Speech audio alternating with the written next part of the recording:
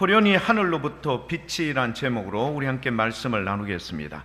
여러분, 재난 현장이 일어나면은 항상 보면은 언론에서 누구를 제일 먼저 비추는가 하면은요, 말하자면 우리나라 같으면 대통령 혹은 거기에 관련되어 있는 지자체 대표되는 사람들이 항상 먼저 달려갑니다. 그리고 달려가서 하는 행동과 행위가 뭐죠? 그들을 위로하는 거죠.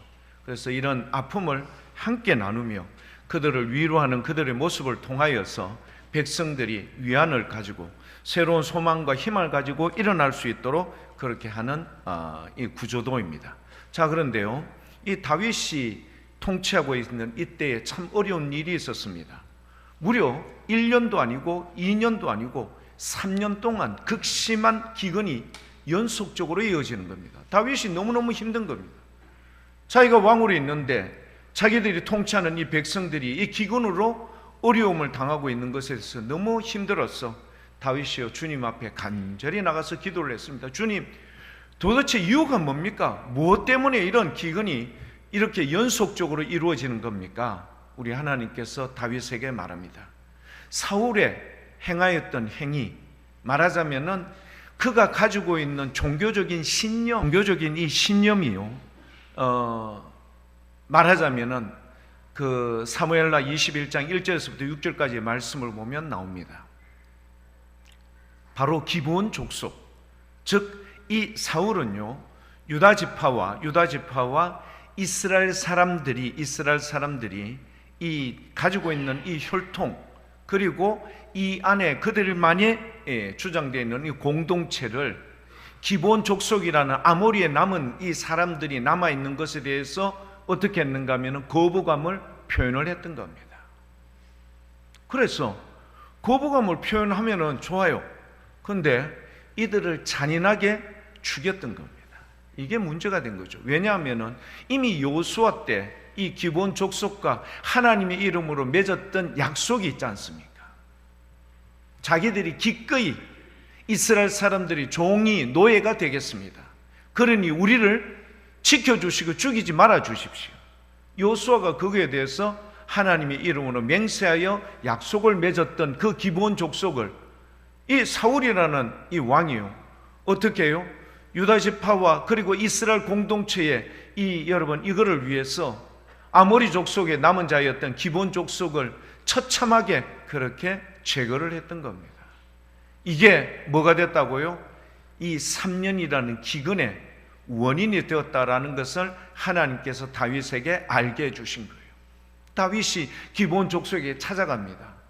우리가 도대체 어떻게 해주어야 하나님의 축복을 받는 우리에게 너희들이 저주를 끊을 수 있겠느냐? 말 좀 해봐라.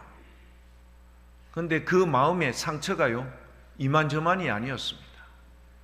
그래도 다윗이 그렇게 간절하게 이야기하는 그 제의에 그들이 답변을 하죠. 사울의 후손들 중에 7명을 주십시오.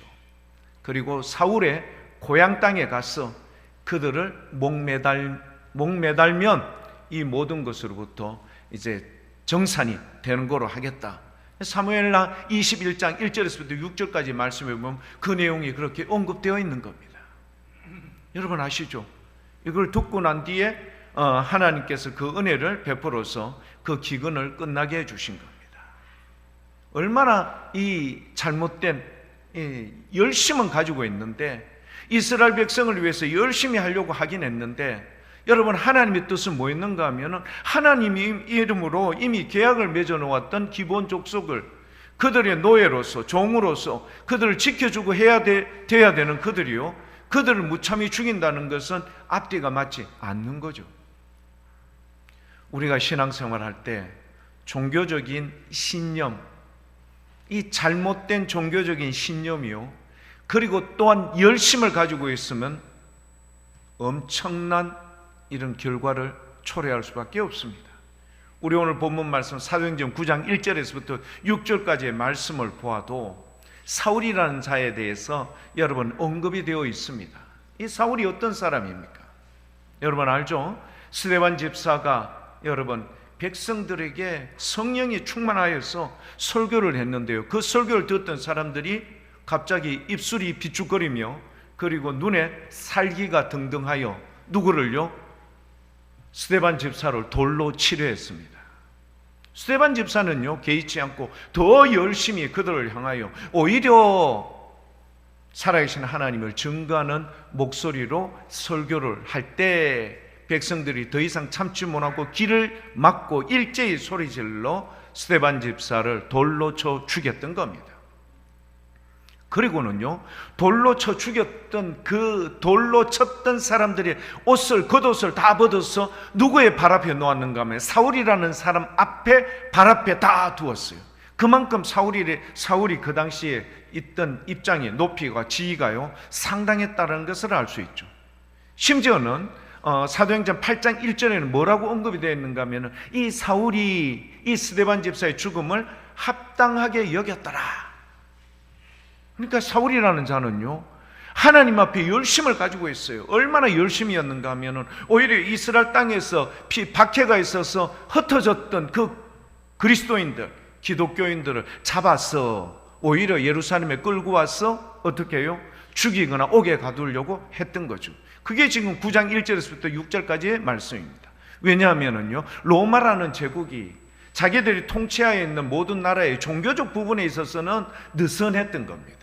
거기에 대해서는 크게 터치를 하지 않을 테니까 그들을 어떻게 해요? 가능하면 그 자기들의 종교에 대해서 존중해 주었던 거죠. 그러니 이런 로마의 통치를 알고 있었던 이 이스라엘 백성들, 대제사장과 이 서기관들이 어떻게 해요? 사울이라는 자를, 이 출중하고 아주 똑똑했던 이 사울이라는 자를 그들의 하속과 군인들을 붙여서라도 수리아라고 하는 지금의 시리아 땅에 있는 다마스커스, 다메섹에 가서 기독교인들을 잡으러 가는 길에 이루어졌던 일입니다. 자, 그런데 오늘 말씀이에요. 여러분, 그 비치우치는 빛을 호련히 비추었다. 하늘로부터 비추었다. 이렇게 나옵니다. 우리가 한 말씀을 먼저 한번 들어보겠습니다. 자, 교회 여러분, 제가 지금 전술했던 내용에는 어떤 내용인가 하면은 우리가요, 신앙이라는 것과 신념이라는 것을 절대 착각하면 안 됩니다. 신념이라는 것, 잘못된 종교적 신념에 갇혀서 열심을 가지고 있으면 이 사울이라는 자가 이렇게 행위를 하고, 그 다음에 어떻게 해요? 이스라엘의 초대왕이었던 사울왕이 기본 족속을 그렇게 죽였던 것처럼 잘못된 행위를 할 수밖에 없는 것. 그런데요, 우리는 어떤 말씀을, 여러분, 왜 이렇게 잘못된 행위를 했던 그 중심에 있었던 이 사울이라는 자에게 왜 예수님께서 하늘의 이 신기하고 신비로운 호련히 하늘로부터 그 정오의 빛보다 더 밝은 빛으로 찾아오고 만나 주셨을까? 이 점이 우리로 하여금 다시 한번 돌아보게 하는 계기가 되는 줄 믿습니다. 먼저 말씀을 한 군데 보겠습니다. 구약성경 에스겔서 18장 23절. 여러분 전면에 보면 화면에 뜰 겁니다. 에스겔 18장 23절. 에스겔 18장 23절 말씀 우리 다 같이 한번 읽어볼까요? 주 여호와의 말씀이니라. 내가 어찌 악인이 죽는 것을 조금인들 기뻐하랴. 그가 돌이켜 그 길에서 떠나 사는 것을 어찌 기뻐하지 아니하겠는가. 여러분 18장 2절 23절 말씀 뭐죠? 우리 하나님께서는 악인이 죽는 것을 기뻐하지 않는다. 그리고 그가 돌이켜서 그 길에 떠나 사는 것을 주님께서는 오히려 기뻐하신다라고 말씀해 주고 있습니다. 자, 그렇다면 죄인 중에 괴수였던 이 사도 바울, 사울이요, 예수님을 만나기 전에 그가 가지고 있었던 특심한 열심, 그러니까 잘못된 신앙의 이 척도 기준으로 말미암아 그의 신념이 신앙을 대신하는 이런 모습. 다윗은요 훨씬 사울보다 강했지만 하나님 앞에 묻습니다. 왜 주님 이런 어려움이 있습니까? 무엇 때문이시죠? 이런 어려움을 주시는 이유가 뭘까요? 교회로 우리나라는 지금 해마다 5월달, 4월달, 3월달 이때쯤 산불이 너무너무 많이 일어납니다. 얼마 전에도 함지산이라고 되어 있었죠. 산에 산불이 났는데 너무너무 거셌어요. 제가 우리 여기 구암교회 우리 담임 목사님하고 저하고는 아주 절친인데 제가 수련회 가 있는 동안에 전화 통화를 하면서 어떻냐 물어보니까 정신없습니다. 모든 기물을 다 빼서 아무튼 최소한의 손실을 하기 위해서 그렇게 지금 다 이동하고 있습니다. 얼마나 힘들을까. 교우들이요 달려와서 그렇게 했어요. 근데 어느 정도 주불이 잡혔다라는 소식을 듣고 다시 이제 돌아와서 다시 세팅하고 다시 점거하는데 재발화가 일어났던 거예요. 그러니까 더 경황이 없는 거죠. 그래서 교회 여러분, 울진, 영덕, 강릉, 속초 계속해서 우리나라에 여러분 함양, 지리산 쪽에 불 계속해서 일어나고 있죠.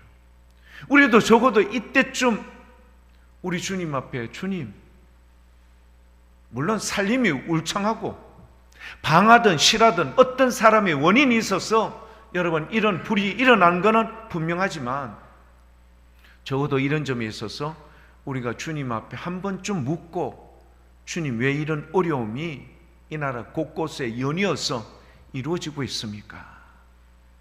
교회 여러분, 한 번쯤 우리가 기도할 때 이렇게 질문할 필요가 있습니다. 과연 주님의 뜻이 어디에 있는 걸까?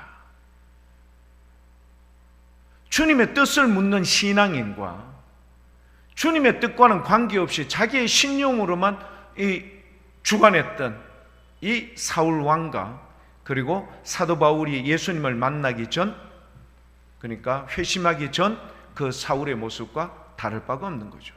하지만 우리는 오늘 분명히 에스겔 18장 23절 말씀을 통하여 우리는 다시 한번 기억합니다. 주님께서는 악인이 죽는 것에 대해서 결단코 기뻐하지 않습니다.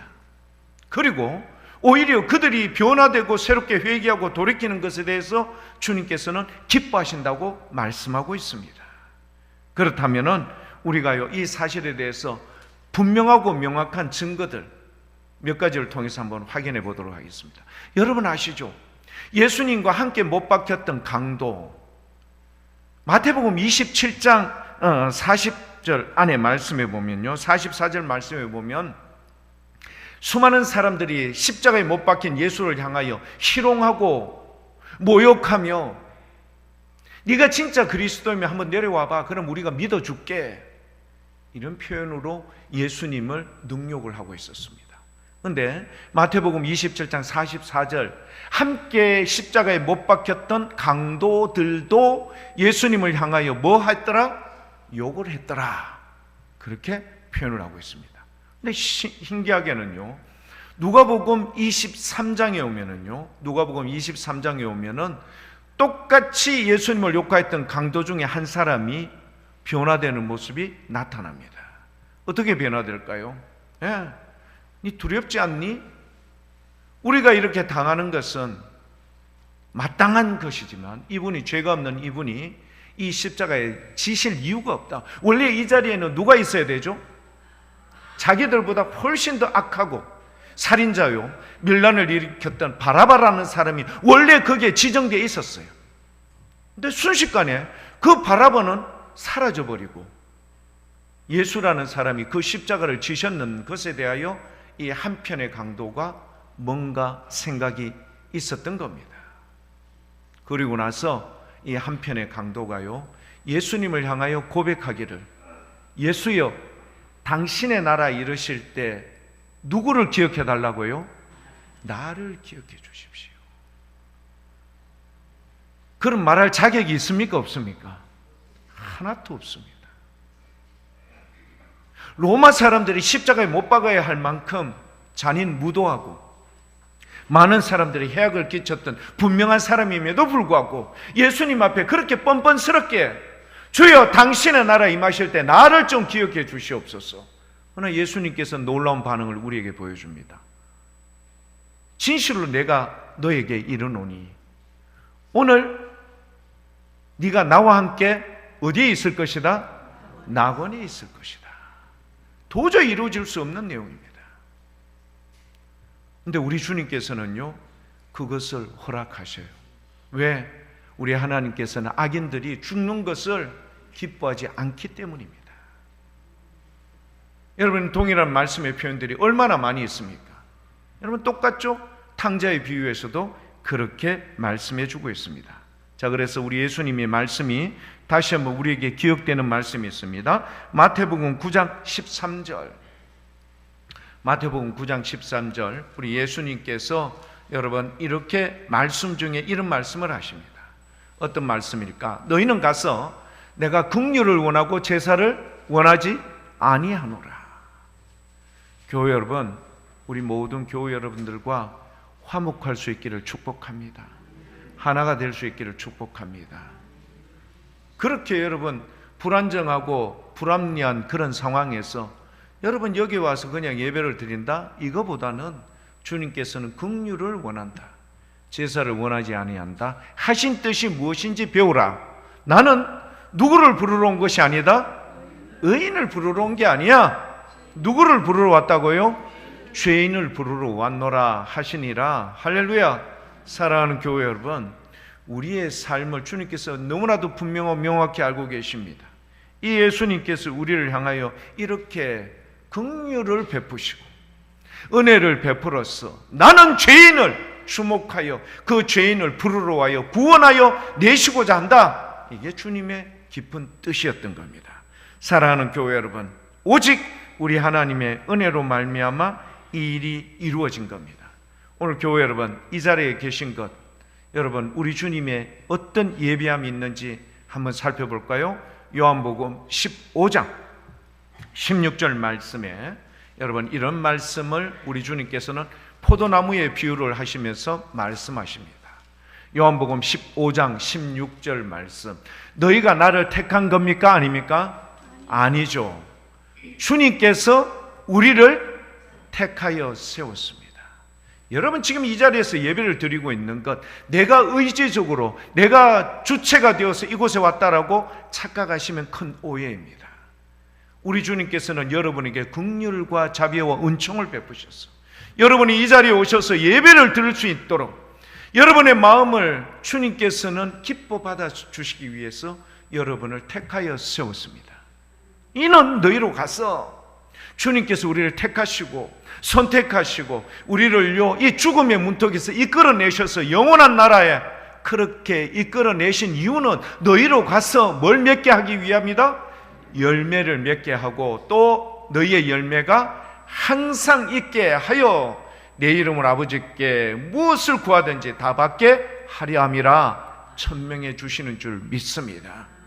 교회 여러분, 교회 여러분들의 이름을 누가 하신다고요? 우리 하나님께서 하십니다. 아시죠? 누군가 내 이름을 기억하고 알고 알아준다면 얼마나 좋습니까?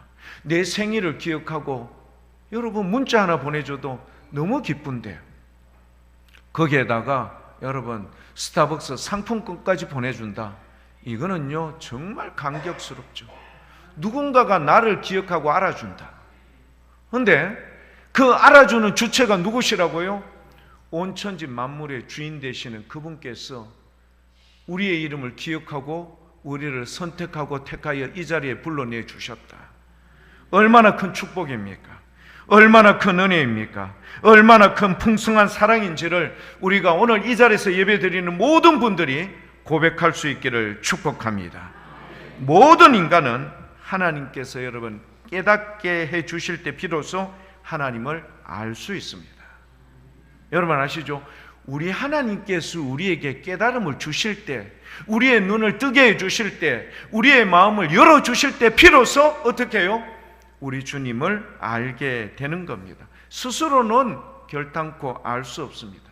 그러면 여러분 그렇게 스스로 알 수 있을 것 같으면 MIT 공대를 나오고 하버드 대학을 나오고 서울대학교 나온 모든 사람은 우리 주님을 너무나도 잘 알고 고백하고 그렇게 나가야 되죠. 그런데 그렇지 않아요.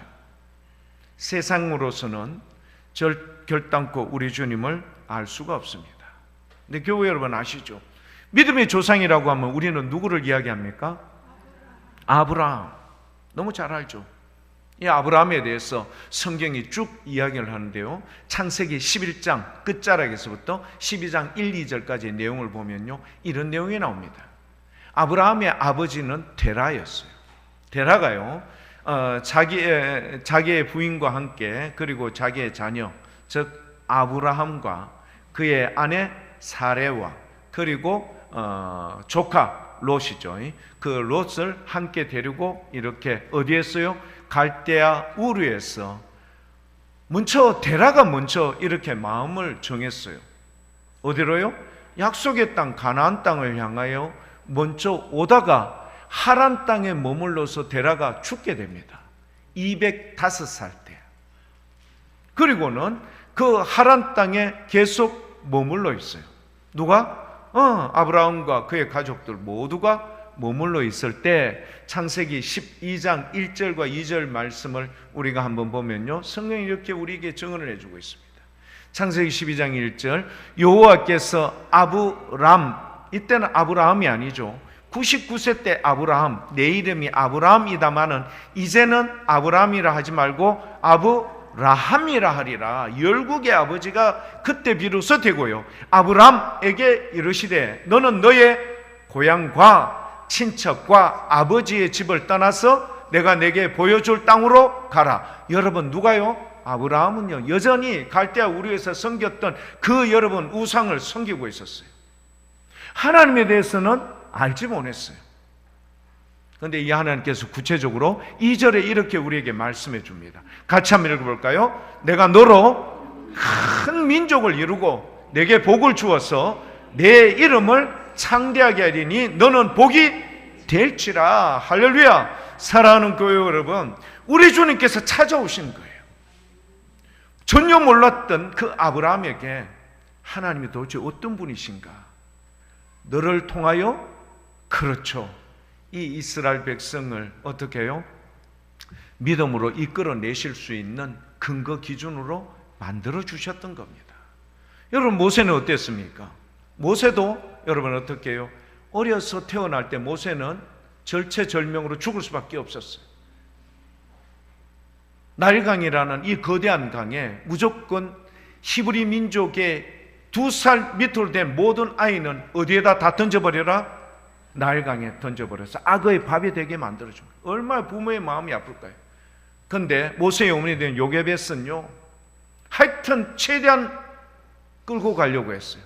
석 달 동안 그렇게 끌고 갔지만 사내 아이인지라 부모의 마음 의도와는 관계없이 그 남자아이라는 것이 발각될 수 아니할 수 없는 그런 한계점까지 이르렀을 때 누구는요, 이 요게벳은 그의 누이 되었던 미리암을 통하여 갈대 상자에 역청을 발라서, 그리고 이 모세를 그 안에 두고 어떻게 되나 딱 보다가 하나님께서 누구의 마음을 감동하여서 애굽의 바로 왕의 공주의 마음을, 목욕하던 공주의 마음을 감동케 해서 히브리 아이가 아니냐?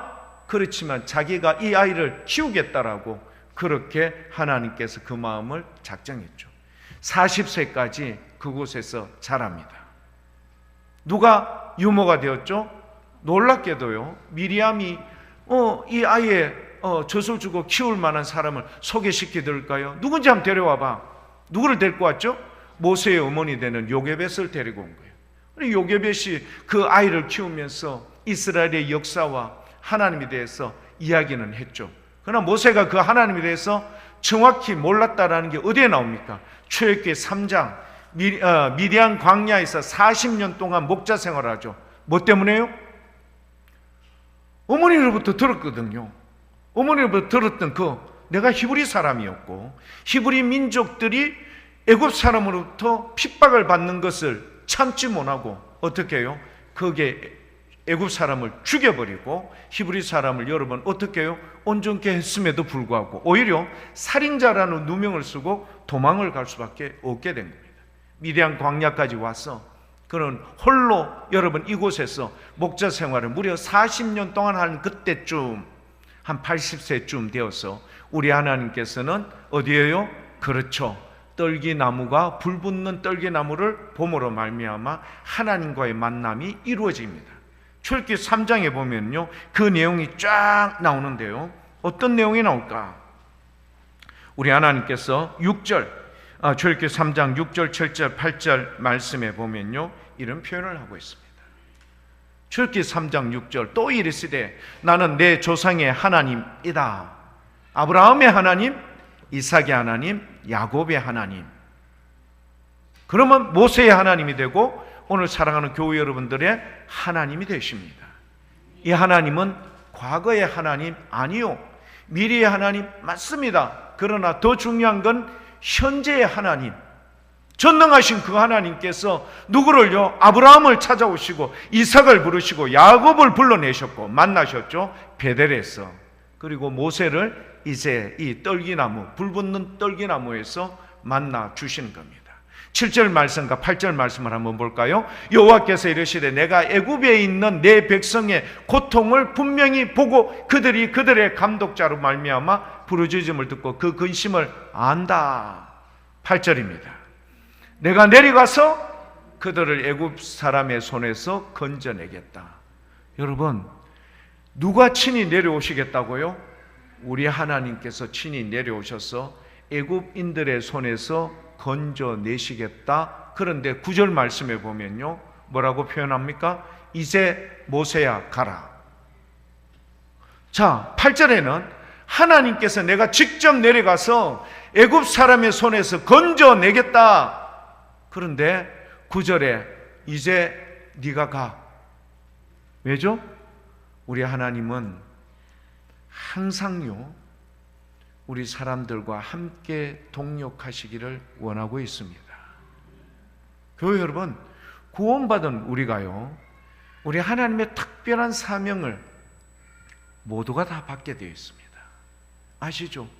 모세도 하나님에 대해서 어머니로부터 수수히 듣고 여러 번 들었지만, 그러나 진짜 하나님을 만났던 것은 언젠가 하면은요, 떨기나무에, 불붙는 떨기나무에서 오히려 불은 붙는데 떨기나무는 여전히 살아있어. 죄가 되어 없어지지 않고 여전히 있는 이 기이한 장면을 통해 보러 갔을 때 모세야! 그렇게 불렀던 우리 하나님께서 네가 선 것은 거룩한 곳이니 내 발에서 신을 벗어야 한다. 사랑하는 교회 여러분, 오늘도 여러분의 마음에 주님께서 예배 드리러 가야지. 어떤 마음으로? 주님을 만나고자 하는 간절한 마음, 믿음으로 주의 음성 듣기를 원하며 깨달음을 얻기를 원하며 우리의 몸과 마음이 치유되며 회복되며 나음받기를 원하는 마음으로 오늘 이 자리에 나오신 줄 믿습니다. 교회 여러분, 이 우리를요, 주님께서 분명히 이야기하셨죠. 출애굽기 3장 7절 말씀에 내가 애굽 사람으로 말미암아 이스라엘 백성들이 고난받고 고통받는 거 다 듣고 보았다. 여러분들이 이 땅에 살면서 고통받는 거 주님께서 모르실 것 같습니까? 다 알고 있죠. 여러분이 지금 억울하고 힘든 일이 있다는 것 여러분 주님께서 모르실 것 같습니까? 다 알고 계시죠. 그러나 내가 내려가서 이렇게 하겠다 하시면 주님께서는 뭘 이야기하죠? 이제 가라. 누구에게요? 모세에게. 사랑하는 교회 여러분들에게 말씀해 주시는 줄 믿습니다. 여러분 예배를 통하여 만났던 그 주님, 전능의 주님께서 우리와 함께 하시지만 그분이 우리를 사용하시기를 원하고 계십니다. 우리를 통하여 주님의 뜻과 계획을 온천한 만물에 전달하며 설파하기를 원하고 계십니다. 증인의 삶으로 살기를 원하고 계신 겁니다. 이런 우리, 앉아서 교회 왔다 그냥 돌아가는 인생이 아니라 뭔가 사명감의 뜨거운 체험을 하고 믿음으로 나아가는 것. 그래서 우리 오늘 본문 말씀, 여러분 사도행전 9장 4절과 5절 말씀, 우리 주님께서 이 누구를요? 사울이라는 자를 어떻게 만나 주시는가 한번 찾아볼까요? 사도행전 9장 4절 5절. 땅에 엎드려져 들음에 소리가 있어 이르시되 뭐라고요? 사울이라는 자, 아나니아라는 그 다메섹에 있었던 제자가 이야기하잖아요. 이 사울요, 예루살렘 성에 적지 않게 기독교인들을 박해했던 인물입니다. 그런데 그 자가 지금은 대제사장의 위임장을 들고 수많은 사람을 끌고 우리를 어떻게 잡아서 옥에 가도 예루살렘에 끌고 가서 그렇게 하려고 이곳에 왔던 인물인데 어떻게 그 사람을 기도하고 있는 다섯 사람 사울을 눈을 뜨게 하라고 그렇게 하십니까? 주님, 천부당 만부당한 이야기입니다. 근데 우리 주님께서는 어떻게 해요? 이 사울을 내가 들어 쓰기 때문이다. 나중에 어떤 그가 당하는 고난을 너도 친히 직접 보게 될 것이다. 교회 여러분, 우리 주님께서 우리를 어느 자리에서 죽음과 죄와 죽음의 문제에서 우리를 건져내 주셨습니다. 그리고 오늘 예배의 자리에 우리 주님께서 다시 한번 확신 있게 깨달음을 주셨습니다. 부활의 주님에 대한 확신과 우리를 사용하시고자 하는 주님의 그 뜻. 그래서 6절 말씀, 사도행전 9장 6절에 여러분 어떻게 해요? 너는 일어나 시내로 들어가라. 내가 행할 것을 내게 이를 자가 있느니라. 누가요? 아나니아라는 사람에게 먼저 주님께서 이 다섯 사람 사울이 너에게 기도하고 있는 그 다섯 사람을 어떻게 해요? 그렇게 안수할 것을 명하셨죠. 교회 여러분, 우리 모두는요, 우리 주님의 은혜로 말미암아 새로운 삶, 새로운 피조물이 되었습니다. 이런 새로운 피조물이 된 우리의 인생을요, 세상 속에 그냥 즐기며 희낙낙하고 그렇게 살기를 원하고 있지 않아요. 우리 주님은 주님의 뜻에 합당한 삶을 살기를 원하고 있는 거예요. 여러분 한번 곰곰이 한번 생각해 보십시오. 우리 주님은 나를 왜 부르셨을까? 우리 주님은 나를 통하여 뭘 기대하고 계실까? 이 머리 좋은 머리를 주셔서 나에게 주의 나라를 위해서 어떻게 하기를 원하시고 있는 걸까? 하루에 24시간 여러분 한번 돌아보십시오. 나는 하루 종일 뭘 하고 있는가? 주님은 나를 죽기까지 사랑하셨어. 이렇게 보혈의 피로 우리를 주의 백성 삼아 주셨는데 나는 육신의 즐거움대로 하루 종일 그렇게 시간을 허비하고 보낸다면 우리 주님의 마음이 얼마나 아프실까? 교회 여러분, 우리에게는 이런 부르심에 대한 사명이 모두에게 있습니다. 뭐 목사인 저만 아니요, 우리 모두에게 다 공이 동일하게 있습니다. 그래서 여러분, 이 일에 대해서 우리의 반응을 보일 필요가 있겠죠. 어떻게 볼까요? 예배를 통하여 우리의 심령이 변화되고 기쁨을 회복하고 이 땅에 살지만 이 땅은 영원합니까? 유한합니까? 유한하죠. 교회 여러분, 이 땅의 삶은 유한합니다. 그러나 영원한 주님의 그 통치하심이 있는 하나님의 나라는 영원합니다.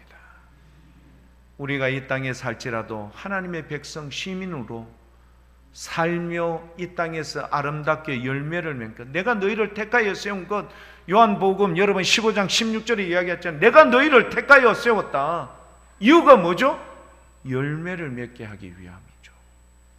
우리에게는 얼마나 많은 열매가 있습니까? 우리 주님께서 나중에 재림하셔서 심판대에서 여러분 우리에게 만나서 너 무엇 하다 왔니? 여러분 할 말 있죠? 주님, 저는 이거 했습니다. 할 말이 있죠? 그런 삶을 사셨죠? 교회 여러분, 다시 한번 이 귀한 뜻을 잘 분별하여 우리의 시간을 선용할 수 있기를 축복합니다. 주님은 여러분을 사용하고 싶어 하세요. 그래서 여러분을 죄와 죽음과 저주에서 끊어서 이렇게 주의 존전에서 예배를 드리는 귀하고 복된 축복의 자리에, 은총의 자리에, 사랑의 자리에 여러분을 이끌어 주신 겁니다. 먹고 마시는 일에만 정신 팔리지 말고 주의 나라를 위해서 매 순간 최선을 다할 수 있는 우리 멋진 교회 여러분, 주님께서는 부활하신 이유가 여러분이 그렇게 살기를 원하시고 계시기 때문입니다.